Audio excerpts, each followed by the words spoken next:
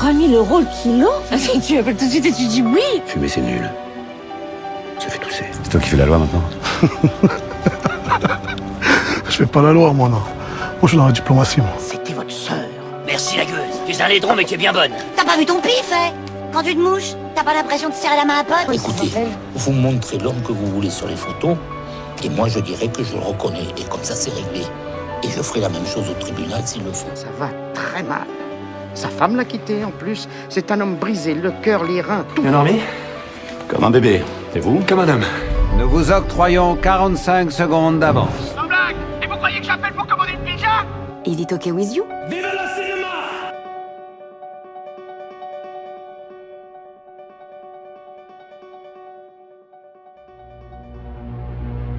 Tu vas pouvoir m'emmener partout? Je suis payé pour ça. Ça y est, on est passé. Baisse la tête, baisse la tête!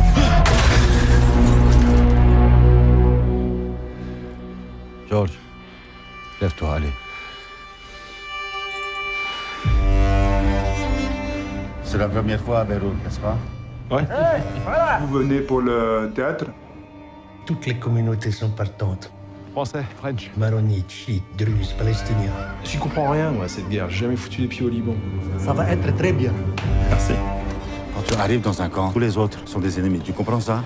On va la monter, cette pièce, un jour. Ici, c'est le front entre l'Orient et l'Occident. On est aux premières lignes.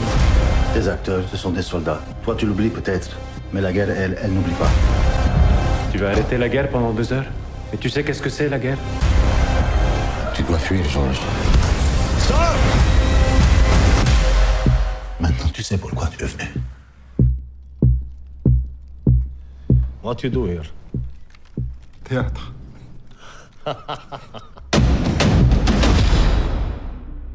Après avoir marqué les esprits avec des films puissants tels que Loin des Hommes ou Frères Ennemis, il revient aujourd'hui avec son nouveau projet, une œuvre ambitieuse adaptée du roman de Sorge Chalandon, qui mêle avec brio le théâtre et le cinéma de guerre. L'instant pur cinéma a le plaisir, grâce au distributeur Le Pacte et à l'agence Marie Kézanne RP, de recevoir le cinéaste David Holofen à l'occasion de la sortie de son nouveau film Le Quatrième Mur le 15 janvier au cinéma. Et avant toute chose, salut David, à quelques jours maintenant de la sortie de ton film, comment tu te sens, comment ça va? Ça va bien, j'ai hâte que le film sorte et je suis effectivement dans l'expectative. Je ne sais pas si les gens auront envie de voir ce film qui traite de cette matière si particulière, avec parfois une certaine âpreté, je pense indispensable à la représentation de la guerre. Alors avant de commencer cette interview, sache que j'ai une surprise pour toi. D'ici la fin de l'entretien, tu auras un message de quelqu'un que tu connais bien. Normalement, si j'ai bien fait mon travail, tu découvriras à la fin de cet entretien.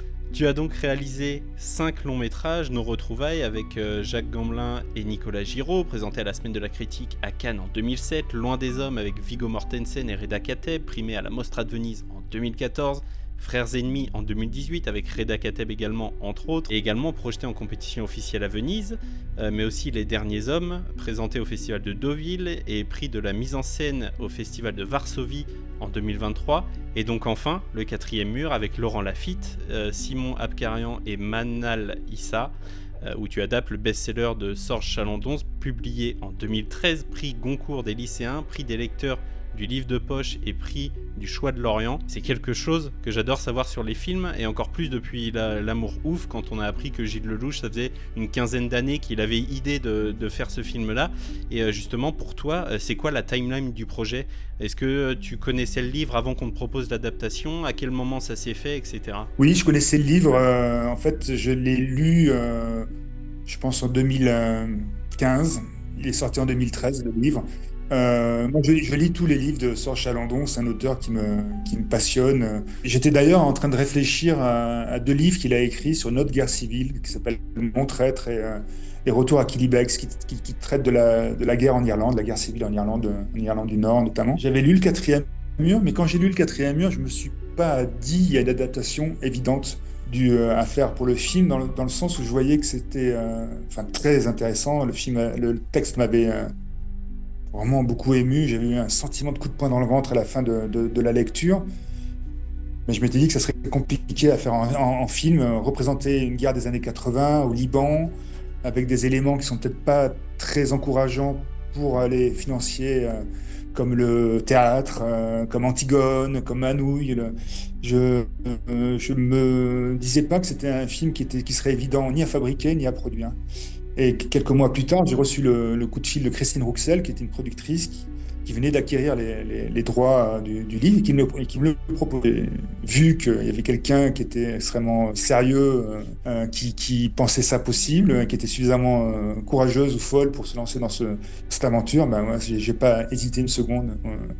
Et on y est allé, voilà. Avec la condition, pour moi, qui était de tourner au Liban. Pas de tourner au Maroc. Donc ça, c'était en 2016 ou 2015. Et le film a été ensuite très long à écrire, très long à financer. C'est un film qui a été très compliqué à financer. À l'époque, le Liban, personne s'y intéressait vraiment, beaucoup moins que maintenant. Et que pour les éléments voilà, dont je parlais tout à l'heure, le théâtre au cinéma, Antigone, Anouilh, qui peut sembler un peu poussiéreux, je ne sais pas. Enfin, en tout cas, c'était un film qui a demandé beaucoup d'opiniâtreté de la part des producteurs pour arriver à boucler le financement. Et on y est arrivé, et ça s'est débloqué après la fin du Covid. Et finalement, rétrospectivement, on a eu beaucoup de chance parce qu'on est passé dans un trou de souris entre l'explosion du port de Beyrouth qui a eu lieu en 2019 et le début de la guerre qu'on connaît maintenant, qui débute en 2023.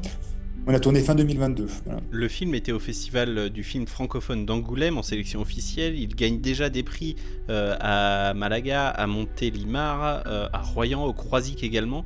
Comment tu vis cette tournée encore assez discrète? Le film n'est pas encore totalement entre les mains du public. Comment tu l'as vécu cette période? J'ai été très étonné et très aussi rassuré, encouragé par le fait qu'on a eu beaucoup de prix du public. Ouais. Le film est âpre, hein. C'est un film qui, je pense, pour certains va être une claque, j'espère, mais aussi une épreuve. Il y a des scènes qui sont dures. Pour moi, ça ne peut pas être autrement. C'est un film qui parle de la force corruptrice de la guerre, du côté absolument inacceptable de la violence. Et je voulais vraiment que le spectateur ne soit pas dans une position confortable pour regarder cette guerre, mais qu'on vraiment on soit dans les pas de Georges et qu'on soit dans la subjectivité de ce personnage, dans son ressenti et vraiment dans ce qu'il vit, y compris dans les déclenchements de la violence que je voulais vraiment dépeindre comme quelque chose d'inacceptable. Donc effectivement, le film peut être assez âpre pour certaines scènes, et j'ai été très rassuré de voir que le public, finalement, si j'avais des prix du public, c'est que le public comprenait cette démarche-là, l'acceptait, et ça a été pour moi très rassurant de voir que non seulement le film intéressait les festivals et les jurys et les sélectionneurs, etc., mais surtout le public, les gens qui comprenaient la démarche. Donc ça, cette tournée des festivals et des avant-premières, je l'ai bien vécu. Les débats ont été passionnants à chaque fois. À peu près à chaque fois, il y avait une partie du public qui venait de la diaspora libanaise. Donc il y avait des discussions intéressantes entre spectateurs, entre gens qui ont connu cette situation-là ou qui l'ont fui ou dont les parents ont connu cette situation-là, et le public français et moi. Ça a été beaucoup de discussions très intenses et très agréables. Merveilleux. En plein conflit, à Beyrouth en 1982, un projet aussi utopique que risqué, mettre en scène Antigone afin de voler un moment de paix au cœur d'un conflit fratricide. Les personnages seront interprétés par des acteurs venant de différents camps politiques et religieux. Georges, guidé par Marwan, va voir la reprise des combats remettre tout en question. Un film fort, très puissant, avec des scènes choc, la scène d'ouverture, mais également surtout 2 immenses scènes en fin de métrage. C'est une grosse claque, je le disais, la première du genre cette année. J'avoue avoir été complètement saisi par le film. C'est assez terrifiant à certains moments. On a l'impression presque d'être dans un documentaire, t'en parlais. Ce besoin de représenter le conflit ainsi. La scène où Laurent Lafitte déambule dans les rues vers la fin du film, ça jette un sacré froid et en même temps ça paraît vraiment tellement réel. On y est, ce qui est en train de se passer en ce moment au Liban. Comment tu te sens alors que tu t'apprêtes justement à sortir ce film sur ce conflit au Liban quand tu vois l'actualité géopolitique du pays en ce moment? C'est hyper troublant. C'est hyper troublant.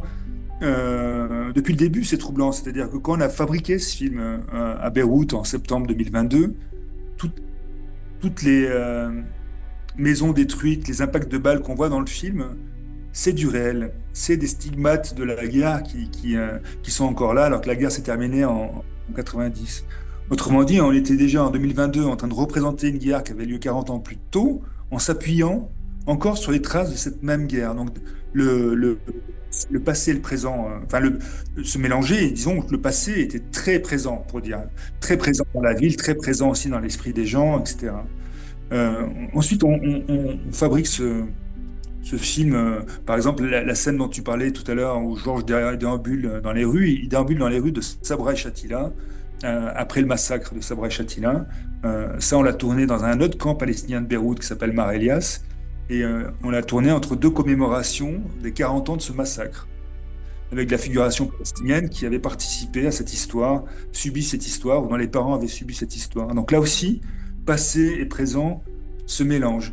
Et au bout de tout ça, on fait avec les moyens du cinéma nos meilleurs efforts pour finalement fabriquer une représentation de la guerre des années 80 en 2022.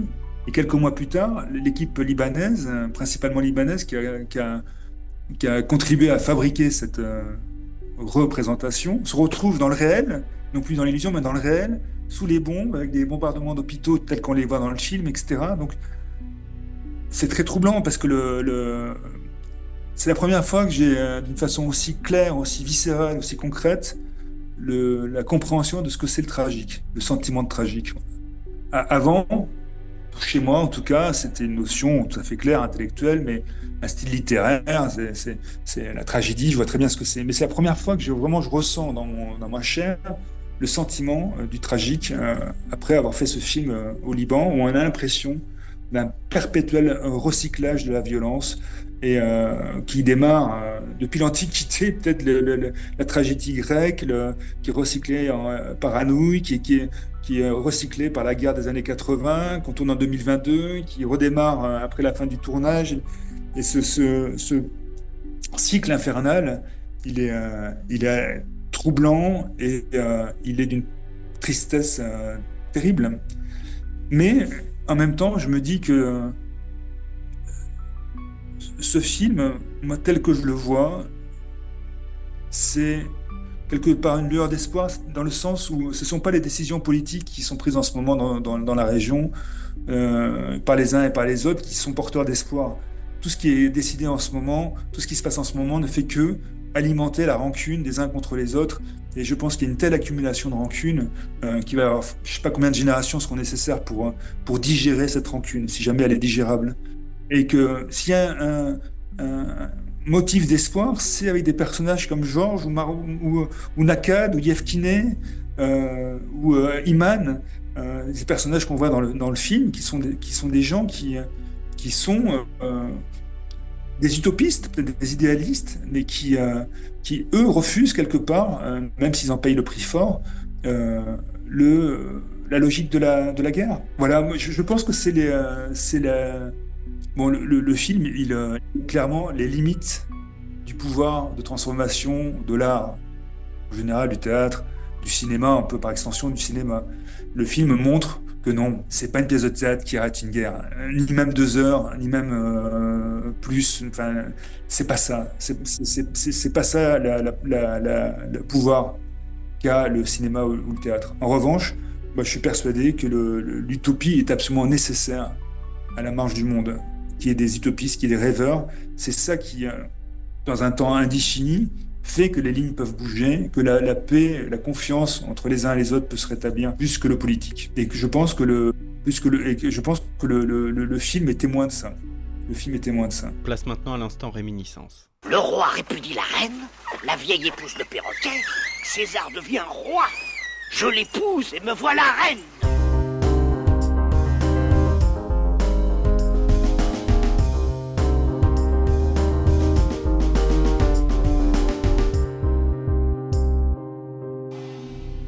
Alors je vais te poser plein de petites questions pour répondre, c'est ce qui te vient à l'esprit tout de suite. Si jamais je te reposais la question demain ou après-demain, en fonction de tes humeurs, tes envies, tes réponses pourraient être complètement différentes, il n'y aura aucun souci là-dessus. Est-ce que c'est bon pour toi? Oui, je vais essayer. Quel film te ramènerait directement en enfance? Alien, de Ridley Scott, le premier Alien. Trop bien.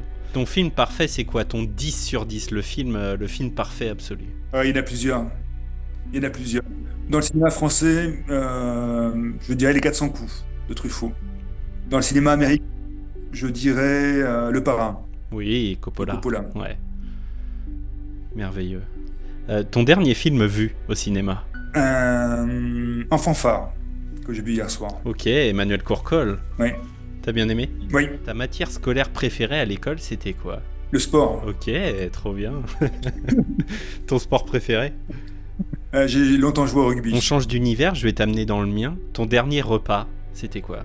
Non, moi j'avais plutôt envie de parler du dernier repas qui a compté pour moi. C'était avec mes 2 fils, où on est allé faire le marché le dimanche matin et on a mangé du poisson et des fruits de mer. Et on a ouvert des bonnes quilles. Et c'était un moment extraordinaire. Merveilleux. Dimanche dernier. Trop bien. Plutôt thé, café ou chocolat? Un café, à fond. Ouais, je te rejoins là-dessus. Petit déjeuner sucré ou salé? Pas de petit déjeuner. Ok, c'est pas bien. Et la dernière, celle-là, elle est iconique du podcast. Ton plat préféré? Le poulpe, la gaillega. Ok. Le poulpe galicien. Ma mère est galicienne. Je suis né en Galice et là-bas, il y a une sorte de religion du poulpe dont j'ai été contaminé. Voilà. On y est. Le temps a été assez restreint pour te préparer ça. Je n'ai donc pas un message, mais 2 messages à te transmettre. Ça s'est conclu là il y a quelques minutes avant de démarrer cet entretien. J'aurai donc un audio à te faire écouter ainsi qu'une question qu'on m'a transmis. La personne n'a pas eu le temps de me faire un audio pour que je puisse te transmettre le message en audio, mais en tout cas j'ai sa question. C'est un message de quelqu'un que tu connais bien, Christine Rouxel, tu en parlais tout à l'heure, et je cite son message. Vous dites souvent tchic-tchac, est-ce que cela vous vient de votre passé de rugbyman? Oui, enfin, malheureusement, j'ai pas fait beaucoup de tchic-tchac sur le terrain. J'aimerais bien pouvoir répondre oui, c'était ma grande spécialité. Ouais, tchic-tchac, effectivement, c'est un terme de cadrage des bords, de vivacité. Voilà. Oui, c'est un terme que j'aime bien et que j'ai plus pratiqué dans la vie que sur les terrains de rugby, peut-être. Excellent, voilà, je la remercie si elle passe par ici. Elle a pris un petit peu de son temps pour m'envoyer sa question, ça fait extrêmement plaisir. Je suis en train de t'envoyer un audio, tu as dû le recevoir à l'instant, donc c'est le second message, je te laisse l'écouter, on se reprend juste après. Alors oui. Bonjour David, c'est Aude-Laurence Biver, c'est moi qui ai incarné le rôle de l'amie pro-palestinienne du personnage principal du 4e mur. Jean-Charles m'a contacté il y a quelques jours pour savoir si j'avais envie de te faire un petit message surprise pendant l'interview que tu vas faire avec lui. Et donc j'ai accepté avec grand plaisir et je voulais simplement dire que j'avais passé un super moment sur le tournage, mais également lors du casting. J'en garde vraiment un très bon souvenir parce que c'était un moment très bienveillant et c'est pas toujours le cas quand on passe un casting. Et là, je ne sais pas si tu te souviens, mais on n'avait pas pu se rencontrer en vrai parce que c'était le mois d'août et que tu étais à Paris et moi dans les Alpes, je crois. Et on s'était vus en visio. Et donc, tu m'avais demandé d'incarner ce personnage de jeune militante qui essaye de réunir les troupes pour venir à la manifestation du samedi en faveur de la Palestine. Voilà, j'en garde vraiment un très bon souvenir et je me réjouis de découvrir le film lors de l'avant-première qui aura lieu au Luxembourg la semaine prochaine, je crois, ou dans 10 jours. Je crois que tu seras présent et moi aussi. Très bonne semaine et très bonne interview. Message donc de Aude-Laurence qui avait un petit rôle dans le film, mais qui a tout de même tenu à partager son expérience avec toi. Ben, c'est très gentil. Ensuite, c'est toujours un peu, comment dire, cruel parce que parfois les rôles sont diminués au montage, et c'est le cas de ce rôle-là. Elle n'a pas disparu du film, mais elle avait beaucoup plus d'espace, d'importance dans le scénario. Et la logique du film a fait que le retour à Paris est plus ramassé, plus dans la tête de Georges, qui n'écoute pas vraiment ce qui est dit. Et, la logique du montage de ce moment-là a un peu enlevé d'importance au rôle de cette jeune militante pro-palestinienne. Et, elle n'a pas disparu du film, mais elle est moins importante que ce qu'elle a fait sur le plateau. Mais elle va découvrir ça, j'espère qu'elle comprendra. Et voilà, c'est les 2 messages que j'avais recueillis pour toi. David, merci infiniment de m'avoir accordé de ton précieux temps à quelques jours de la sortie du film, Le 4e mur, donc, au cinéma le 15 janvier. Merci infiniment de t'être prêté au jeu. David, je te souhaite une très bonne continuation et je l'espère à très bientôt. Merci beaucoup, c'était super. À bientôt. Et y a quelqu'un? Non, y a personne. Ah bon? Je vous l'avais dit que vous me le paieriez. Payeriez. Je vous l'avais dit. Désarmez-les et récupérez les composants. C'est pas moi. C'est qui alors? J'ai vu, je sais qui c'est, mais je dirai rien. Vous savez découper une sole, un loup, un turbo? J'ai des notions mécaniques. Bon, tout le monde règle sa montre. Mission, quelle heure est-elle? 14h12. Midi 5, parfait. Arrivée d'air chaud.